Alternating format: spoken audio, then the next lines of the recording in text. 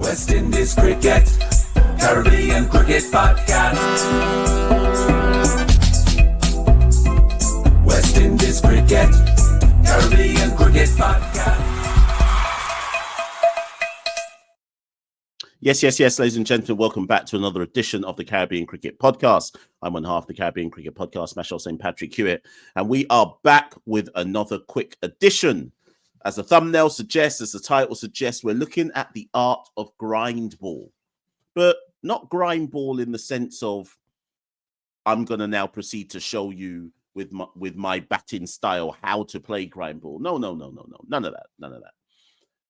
Am I attempting to look back fondly at grindball? Yeah, in some senses. But as ever with the Caribbean Cricket Podcast, we're going to dissect it. We're going to break it down in a way that no other medium that covers West Indies cricket will do so or can do so.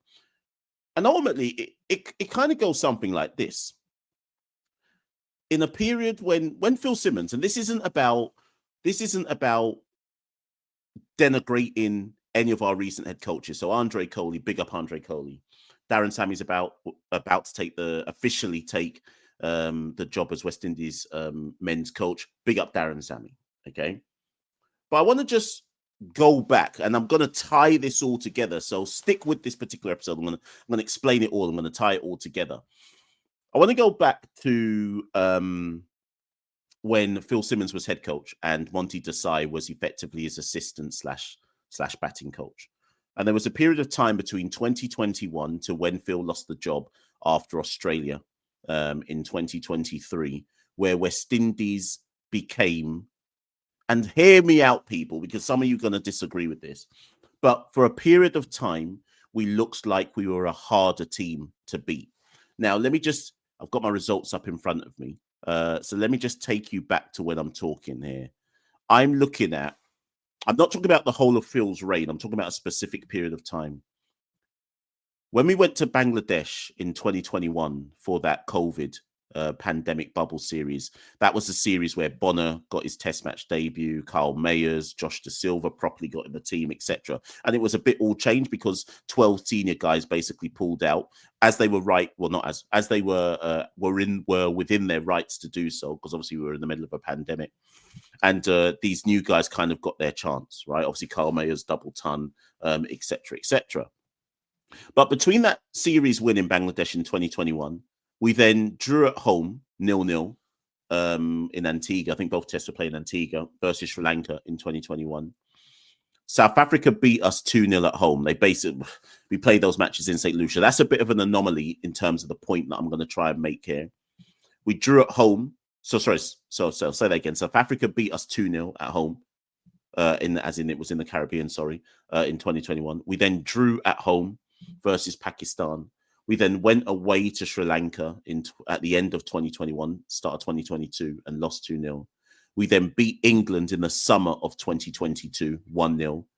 We then beat Bangladesh at home 2-0 before we went to Australia and lost, basically got destroyed, and then Phil was out of a job, right? But there was a period of time, particularly I'm looking at that Bangladesh series away, the Sri Lanka series at home, the England series at home, the Bangladesh series at home, etc. Even the Sri Lanka series defeat away when we lost 2-0, right? And elements of that Pakistan home series where we drew 1-1. There was a period of time in West Indies cricket between 2021 to about the end of 2022 where we looked like, and people are going to take issue with this, and you're well within your rights to get in the comments below and say, Mash, you're talking a bag of fart. That's fine. But there was a period of time between the start of 2021, end of 2022, where we looked like we were able to bat. Largely led by Craig Brathwaite, obviously. I think Craig averaged 62 in 2022. So Craig averaged like 35 in 2021, 62 in 2022, and then 35 in 2023. So I'm not going to try and deny that it wasn't led by Craig Brathwaite. But the point was there was a period where we looked like we could bat. Okay. Not bat as in make big tons consistently. I don't mean it like that. But bat as in at least occupy the crease. And that's why this episode is called The Art of Grindball. Santoki and myself gave our cricket in that period. We created the moniker. We created the moniker. West Indies are playing grindball, and thing is, it took on a life of its own. We started to see much bigger platforms than ourselves start to talk about West Indian grindball. Go back and study the archives, people. It was Santoki and myself who actually created the name grindball. And so that for that period of about 18 months, we literally locked into grindball. I'm not saying that Phil Simmons and Monty Desai called it grindball, but that's what we were watching. It was slow, it was plodding, it was patient, but we occupied the crease. Some of the matches were legitimately dead and boring. That England series at home, the first 2 test matches were dead cricket. I remember the English cricket writers cussing out the pitches, saying, this isn't good for cricket. What type of pitches have West Indies created? There's no results pitches. And then we got to Grenada for the final test, and we Carl Mayers, I think, took something like 5 for 12 or 5 for 17 or whatever it was, and we lenged them down in the final test, right? But the point, again, that I keep wanting to go back to and reiterating is we looked like we knew how to occupy the crease. As we go into 2025 and kind of like our next round of our next set of matches for the rest of this year in the World Test Championship, the new cycle of the World Test Championship, everybody is lamenting the batting of our top 7. Everyone is. And let's be realistic, people. Our current top 7, and I don't care who's watching this, I don't care who gets in their feelings about this, our current top 7 don't look like they know how to stick around for a long time. Obviously, Craig has proven it in the past. So I don't really put Craig in this kind of bracket that I'm talking about, because he has shown in the past that he knows how to occupy the crease. Yes, he was in a down bad stretch of form in 2024, but he's shown in the past, I know how to bat long, I know how to bat time, and I know how to put a price on my wicket. So I'm not putting Craig in my criticism pool here. But whether you go through from 1 to 7 in 2024, our whole top 7 was down horrendous, down ugly, down despicable, down bad, down rotten. The whole top 7, whoever was playing in the top 7, down horrible, right? No one looked like they knew how to stay at the crease for any sustained period amount of time. So I said to myself, do we need to go back to grindball? Now, there's people in the Caribbean Cricket Podcast Discord who I expect to get in the comment section. There's some uncles who are usual commenters who I expect to get in the comment section underneath this video saying, nah, grindball don't work. It's not winning cricket. I don't want to watch that. We need to, cricket's changed now. The influence of T20, you need to be able to bat quickly. Games don't take 5 days anymore. There's nothing to be gained with grindball. I expect all of them comments. I've already sussed out what everyone's going to say. I'm not here to disprove your points. I'm here to argue about the art of grindball. Now, here comes my coup de grace. I said to myself, okay, if I'm going to talk about grindball, let me go and look at this year's West Indies Championship. And what I'm about to do, people, I'm just presenting the facts. I'm not here to dissect it too tough. I could do. Sorry, let me get my facts here. I'm just presenting the stats and the facts. You can take the stats and the facts however you want. You can write whatever you want to those stats and facts and say, Mash, it don't mean this, or Mash, it shows me this, or Mash, I'm surprised, I didn't even realize. Whatever. I'm just going to present the stats and facts. I went and crunched, because this shows you how much of a geek I am. I went and crunched every single game of the West Indies Championship so far this year after 5 rounds. Because I said to myself, I want to see how many players have managed to bat 100 balls. That was the first thing I was looking for. How many players in this year's West Indies Championship have managed to bat 100 balls? Now, bear in mind, we've had the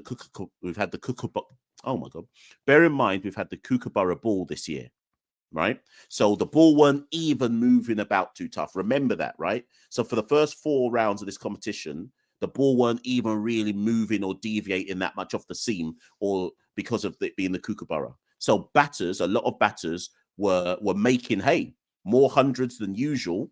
And as Miles Bascom said it, the players themselves have said it, there's not really much in for the bowlers, etc. Duke's ball didn't turn up till round 5, and batters were tucking in.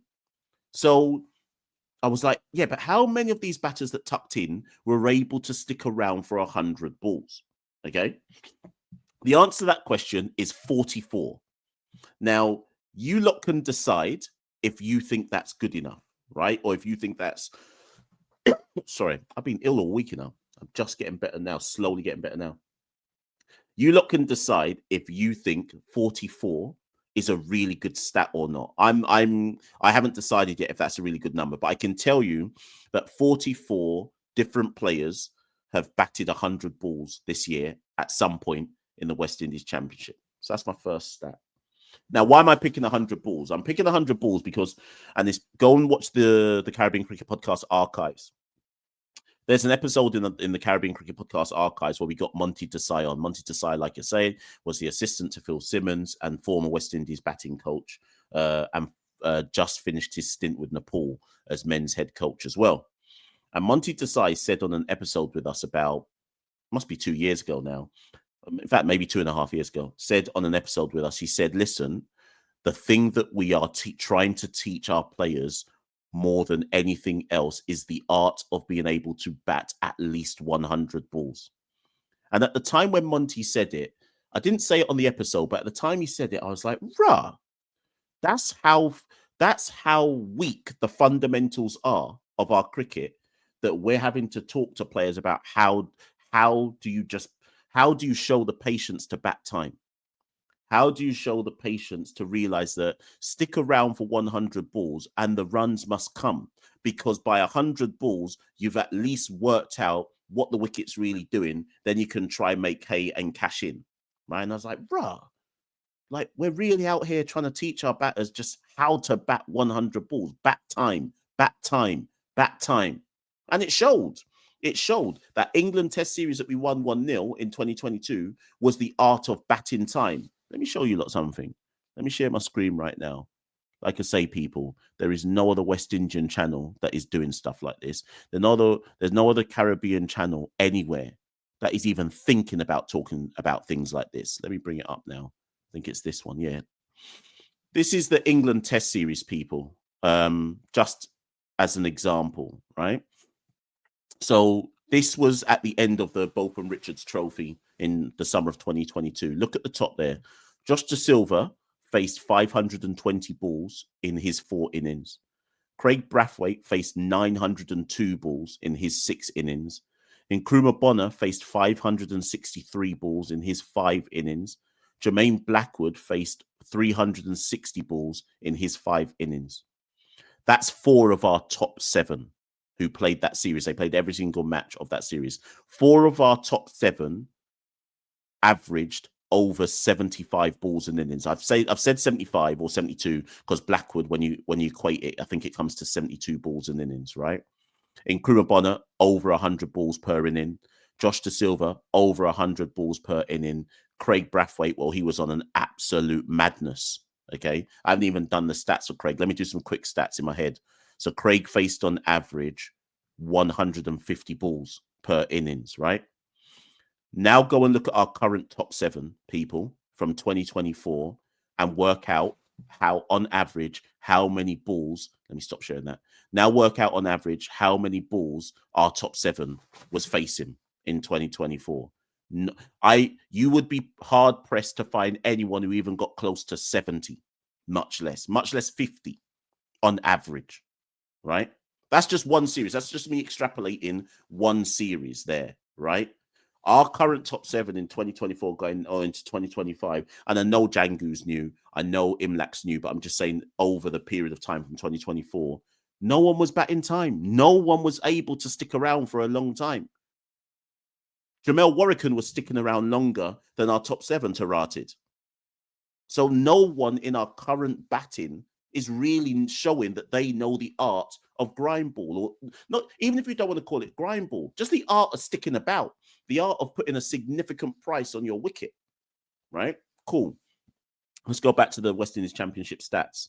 So 44 different players this year have faced at least 100 balls. So then I said to myself, okay, let me break it down to this. How many players this year have faced or batted an innings of 200 plus balls? Because that's real red ball batting there. That's the realness. So 200. 1, 2, 3, 4, 5, 6, 7, 8, 10 players. So 10 players this year across 5 rounds of cricket have faced more than 200 balls in an innings. Jason Mohammed has done it twice. Tevin Imlak has done it twice. But a total of 10 players have faced more than 200 balls. If you want those names, they are Jermaine Blackwood, Josh De Silva, Machel Louis, Damel Evelyn, Cephas Cooper, Kyle Corbin, Jason Mohammed, Tevin Imlak, Jonathan Drakes, Kurt McKenzie. They're the only ones. Oh, sorry, and Craig Brathwaite. Sorry, I got that wrong. 12 players, have faced more than 200 balls. So I got that wrong. So I'll say that list again.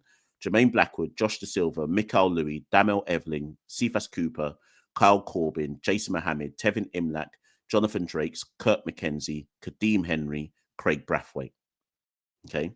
Of those players, so of those 12, 1, 2, 3, 4, 5 are West Indian Test match internationals. Yes, Blackwood's not in the team at current. Yes, Mackenzie's not, but they've got significant international experience. If you want to include Jason Mohammed's ODI experience, that makes 6 out of 12. Okay, cool. I said, how many have faced 300 balls in an innings? The answer to that is 2. Kadeem Henry, Craig Brathwaite. Again, I'm not here to say to you whether that's good, bad, indifferent, whatever. I'm just presenting the stats. I'm just presenting the facts. So I said, okay, cool. So 44 players have batted an innings of more than 100 balls. 12 players have batted an innings of more than 200. 2 players have batted an innings more than 300. Okay. So then then I said to myself, but who's been consistent? Now, my metric for consistent was who's batted 3 or more innings of over 100 balls. That's my metric. Who, and bear in mind, I'm willing, okay, before we go on to it, so I'm going to just give some examples. People like Brandon King, Justin Graves, they've come late into the tournament, Roston Chase, etc. So I'm well aware that some players, it's hard to give this stat because they haven't even played most of the tournament. So, for example, Justin Graves has batted 2 innings of more than 100 balls. Brandon King has batted 2 innings of more than 100 balls. Tagenarine Chanderpaul has batted 2 innings of more than 100 balls, but they haven't played the whole competition. So I know there's some anomalies somewhere. But my cutoff point was 3. I said, which batters this year have batted 3 or more innings of 100 balls? And this was the answer, people. Josh De Silva. I'm just going to give you the names. Josh De Silva. He's batted 3 innings of more than 100 balls, and one of them, just check my stats, and one of them was 200 balls. Tevin Imlak, 4 innings, 2 of them being 200 or more balls. Damel Evelyn of CCC, 4 innings, 1 of them being more than 200 balls. Jonathan Drakes, 3 innings, with 1 of them being more than 200 balls. Karima Gore, Leeward Islands, 3 innings. Jason Mohammed, 3 innings, with 2 of them being more than 200 balls. Carlin Bowen Tuckett, 3 innings. And Machel Louis, 3 innings, with 1 of them being more than 200 balls. So ultimately, what I'm saying to you people is this: 1, 2, 3, 4, 5, 6, 7, 8. 8 players in this year's West Indies Championship have been consistent. That's it. 8 batters, sorry, not players. 8 batters in this year's West Indies Championship, by my metric of grindball, have been consistent. Now, again, I'm not trying to say my metric is correct, and I'm going to say that line again because some of you who get in the comments are dunces and you don't actually listen to what I say. You project onto me what you think I said. So I'm going to say it again for the dunces down the back and out the side, right, or round the sides. 8 players have been 8 batters have been consistent in this year's West Indies Championship in terms of batting balls. Why for that? Only 8. And my metric for consistency is being able to face more than 100 balls on a regular basis. Yes, there's a statistical anomaly for players like Brandon King. He's only batted 4 innings. and 2 of them he's faced more than 100 balls. So technically, maybe I should be putting the likes of Brandon King and Justin Graves in there, because they haven't even played that much innings in this year's championship, and they've already got 2 innings over more than 100 balls. So for the argument of availability and ratio, maybe the likes of Brandon King and Justin Graves should be in there as well. So I do want that on record. And even John Campbell, because Campbell's not played all the matches as well, and he's got 2 innings of over 100 balls. So there are some statistical anomalies that I've left out. But my overall point is we don't, or we haven't managed, or we've lost the art of grindball. We've lost the art. Now, some of you will say, good, because I never liked grindball anyway. Watching them men in international cricket just occupying the crease and watching Craig score. What's that innings? Let me find that innings from Craig in that series. There was an innings in that series for Craig. Let me see if I can find it, people. Bear with me. Some people loved it. I flipping loved it. But some people hated it. Look at my internet going mad slow right now. Let me find this innings, people, because I know some people hated this innings with a passion, you know. There was an innings. Sorry, my throat is absolutely...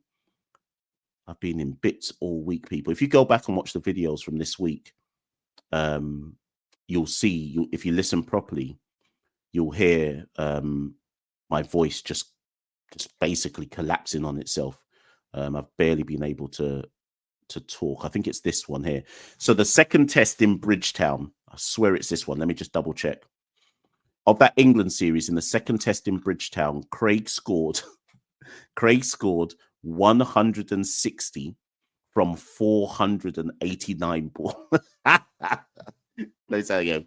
In the second test in Bridgetown in 2022, Craig Brathwaite scored 160 runs from 489 balls. But hear me out, right?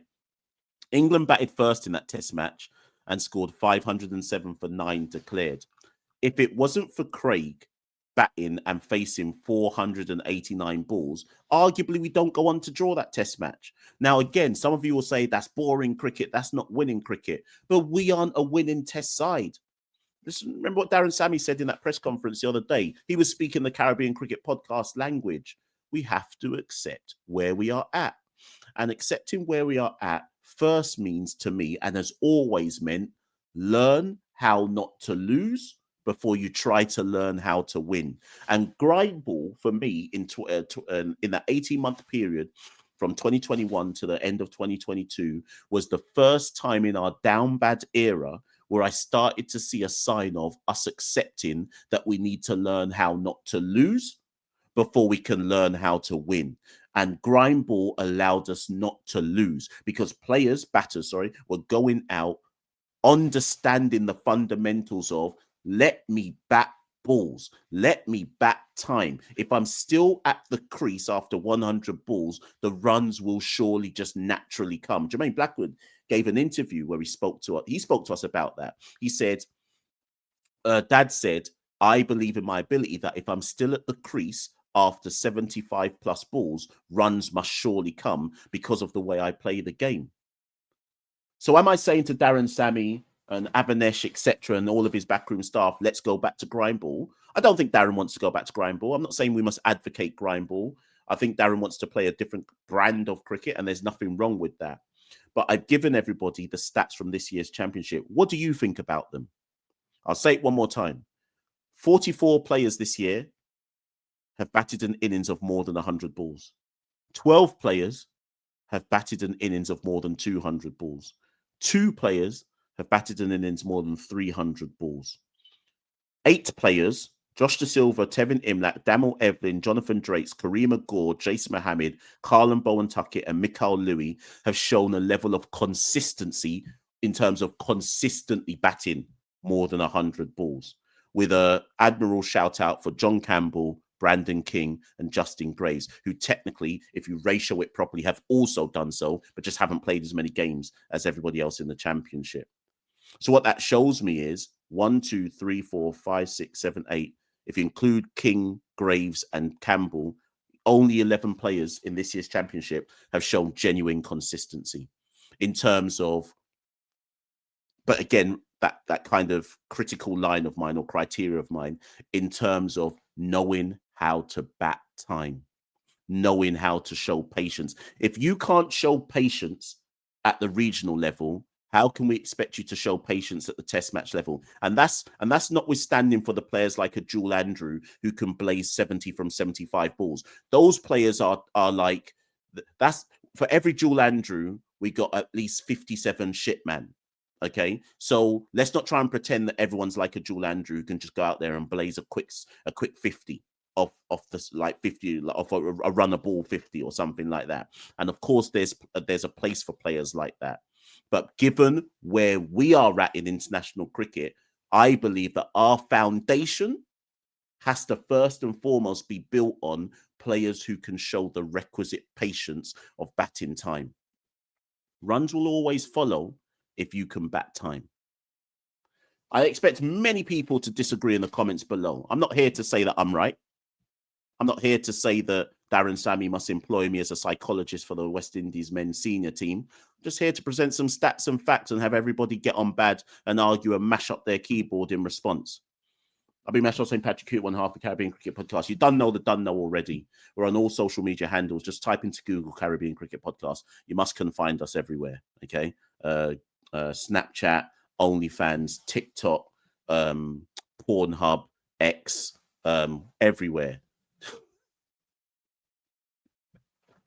Ah, boy.